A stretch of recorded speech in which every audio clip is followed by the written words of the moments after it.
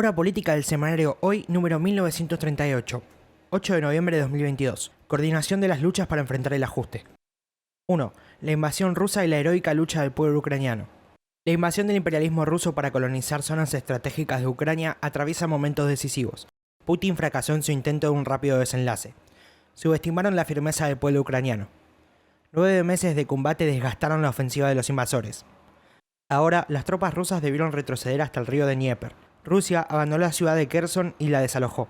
Todo indicaría que se prepara una batalla decisiva. Los jerarcas rusos siguen amenazando con el uso de armas nucleares tácticas. Las líneas de reabastecimiento rusas, que ya estaban muy estropeadas, sufrieron un nuevo golpe esta semana cuando un puente situado a 10 kilómetros de Kherson resultó dañado por un ataque ucraniano. Hay 125 barcos con alimentos que no pueden salir del Mar Negro porque Putin rompió el acuerdo que permitía a Ucrania exportar alimentos. Golpeó a Europa y a países oprimidos que deben importarlos a precios por las nubes, desatando una crisis global de alimentos. Solidaridad con la heroica resistencia del pueblo ucraniano a la invasión imperialista. Ni Rusia, ni Estados Unidos, ni la OTAN. Ucrania tiene derecho a resolver su destino. Defendemos la soberanía y la autodeterminación de los pueblos. 2. El crecimiento de la disputa y la crisis mundial. Según el diario Washington Post, el gobierno de Estados Unidos está alentando en privado al gobierno ucraniano para que abandone su negativa pública a participar en conversaciones de paz con Rusia. Esto tendría que ver con la preocupación que después de 9 meses de guerra se complica mantener la unidad del frente en la OTAN. Crece el peligro de un conflicto nuclear y se corre del centro al imperialismo chino, al que los yanquis definieron como su principal rival estratégico. Frente a la crisis europea, una oleada de luchas obreras y populares conmueve el viejo continente principalmente en Inglaterra, Francia, Alemania y otros países. Las luchas, las crisis y la guerra van abriendo grietas en la Unión Europea. La visita del canciller alemán Olaf Scholz a China, acompañado de los gerentes de grandes empresas industriales alemanas con intereses en China, como los jefes de BMW, VW, Bayer, BASF y Merck, provocó malestar en la Unión Europea y Estados Unidos. El propio Biden discutió el tema con Scholz. Los monopolios alemanes necesitan seguir produciendo y vendiendo su producción en China. En un contexto de recesión en la economía alemana, con grandes huelgas como la del sector metalúrgico y la quiebra de cientos de pequeñas y medianas empresas que no pueden afrontar los aumentos de gas y electricidad. Al cierre de esta edición, Estados Unidos realiza su elección de medio tiempo. El actual presidente Biden del Partido Demócrata debería renovar todos sus senadores para mantener su mayoría en el Senado. Y necesita mantener su mayoría en la Cámara de Representantes, donde los demócratas tienen hoy 221 legisladores sobre un total de 435. El Partido Republicano, encabezado por Trump, tiene 212 representantes. El gabinete presidencial debe ser aprobado por el Senado.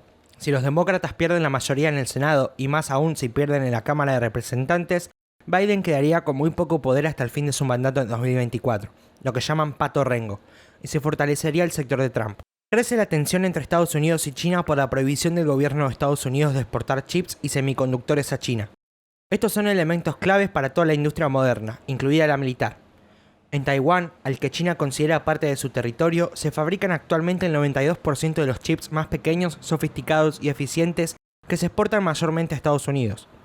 Su mayor competidora es la surcoreana Samsung, con el 8% de los microchips que tiene a China como principal cliente. El Congreso yanqui acaba de aprobar una ley que prevé una inversión de 369.000 millones de dólares para la reconversión tecnológica de su economía.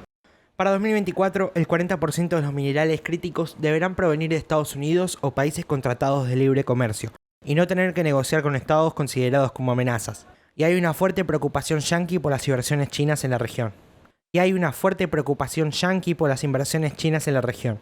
En la disputa imperialista por nuestros recursos, pasó a tener gran importancia el control del litio, clave para las baterías. Los salares de Chile, Bolivia y Argentina concentran más del 70% de las reservas mundiales de este mineral. En la disputa entre Estados Unidos y China no queda ningún sector librado al azar, y el triángulo del litio parece ser uno de los futuros escenarios de conflicto. El triunfo de Lula y la derrota de Bolsonaro en Brasil son un hecho importante en la lucha de nuestros pueblos. En la disputa imperialista por América Latina, el desarrollo de corrientes como la de Bolsonaro en Brasil, Macri y Milei en Argentina, el pinochetista Katz en Chile y en casi todos los países de la región son expresión de sectores de derecha que han crecido también en todo el mundo. Son corrientes partidarias de un ajuste salvaje con represión a sangre y fuego, racistas y retrógradas. Se preparan para aplastar el reguero de luchas que recorre América Latina y nuestro país e impedir que conquistemos la segunda independencia de los pueblos y naciones en toda América Latina. Todo indica que se vienen tiempos tormentosos. 3. Crecen el hambre y la pobreza, también las luchas y la bronca popular. En este contexto mundial, en nuestro país, un puñado de terratenientes y monopolios imperialistas se siguen enriqueciendo. Sigue creciendo el hambre y la indigencia entre amplios sectores de desocupados, precarizados, jubilados, campesinos pobres y medios, etc. Semana a semana caen bajo la línea de pobreza miles de trabajadores ocupados en blanco. Y se la siguen llevando en pala ese puñado de terratenientes monopolios agroexportadores, mineros, petroleros de la alimentación, bancos y demás sectores monopólicos. Por el contrario, se siguen los dictados del FMI, el Club de París y se pagan esas deudas fraudulentas, así como las de la timba financiera de los bancos con las LELIQ y demás bonos. Se inventó un dólar soja sin segmentarlos para los agronegocios de monopolios imperialistas y latifundistas. Ahora, cediendo a las presiones de la derecha antiplanera, el gobierno firmó un decreto que prohíbe la renovación de los planes sociales que se den de baja y abrir nuevos cupos con el argumento que se van a comprar herramientas. La decisión política de quienes dirigen al gobierno, Alberto Fernández, Cristina Kirchner y Sergio Massa, de seguir con el ajuste a tono con el FMI, sigue profundizando los sufrimientos y el mal humor en la mayoría de nuestro pueblo. Como bien dijo Juan Carlos Alderete, diputado nacional del PTP-PCR en el Frente de Todos y líder de la CCC, yo no cambio herramientas por compañeros que no tienen programas sociales y la están pasando mal.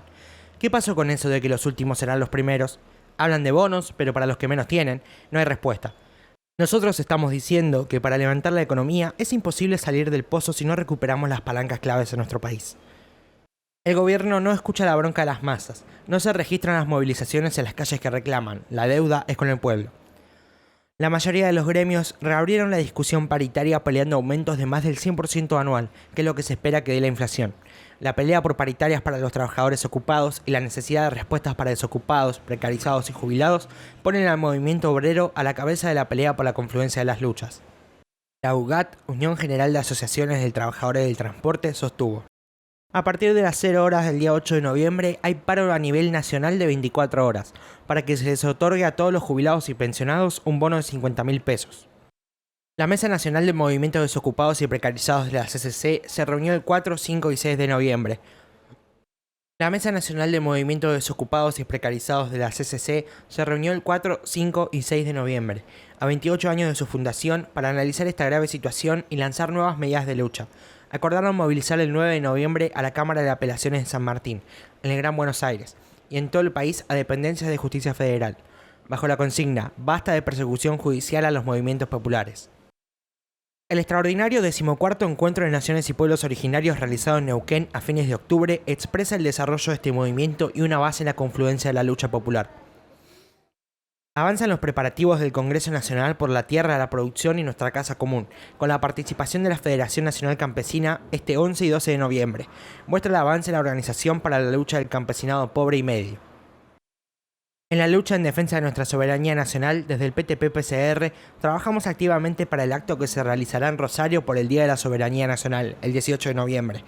El mismo está organizado por el Foro por la Recuperación del Paraná y la Mesa Coordinadora por la Defensa de la Soberanía Nacional del Río Paraná y el Canal Magdalena, y numerosas organizaciones.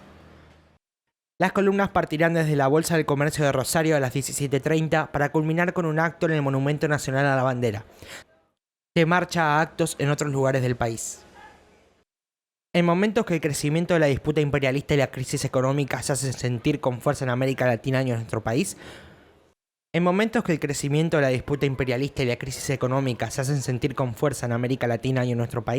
tomamos las palabras de la declaración de convocatoria a este acto cuando dicen: tenemos esperanza y confianza infinita en las reservas del pueblo desde siempre, desde su profunda y permanente historia de lucha. Siguiendo a Manuel Belgrano: ni amo viejo ni amo nuevo, ningún amo. 4. Mientras crecen los sufrimientos populares, pelean por las candidaturas. Muy lejanas a las preocupaciones de las masas y envalentonados con lo que consideran un triunfo seguro en las elecciones de 2023, crecen las peleas entre los dirigentes de Juntos por el Cambio. El conflicto no es por el programa. Todo este sector acuerda con profundizar la entrega nacional y en terminar con las conquistas obreras y populares en 90 días, como ya lo expresó Macri. Detrás de la pelea por las candidaturas está la disputa de distintos monopolios imperialistas y de las clases dominantes, donde cada uno tiene su pollo para que sea presidente. Así, Patricia Bullrich amenaza con romperle la cara al larretista Felipe Miguel. El radical Morales dice que le va a dar una paliza a las elecciones a Macri. Elisa Carrió dice que será candidata si Juntos por el Cambio no presenta una lista honesta. Y Melconian cuenta que Macri le confesó sobre el préstamo del FMI. Me están dando plata para ganar la elección. Con la soberbia oligarca de creerse ganadores, están envueltos en peleas que ofenden a un pueblo con tantas necesidades. El fascista Milei, que en estos días visitó la provincia de San Juan ante unos 5.000 participantes, agitó: la casta tiene miedo. Tanto Macri como Milei son sectores que apuestan al triunfo de Trump en las legislativas yanquis para tener mayor respaldo. Estos sectores son los que expresan lo más reaccionario de las clases dominantes, y a ellos dirigimos el golpe principal de la lucha popular.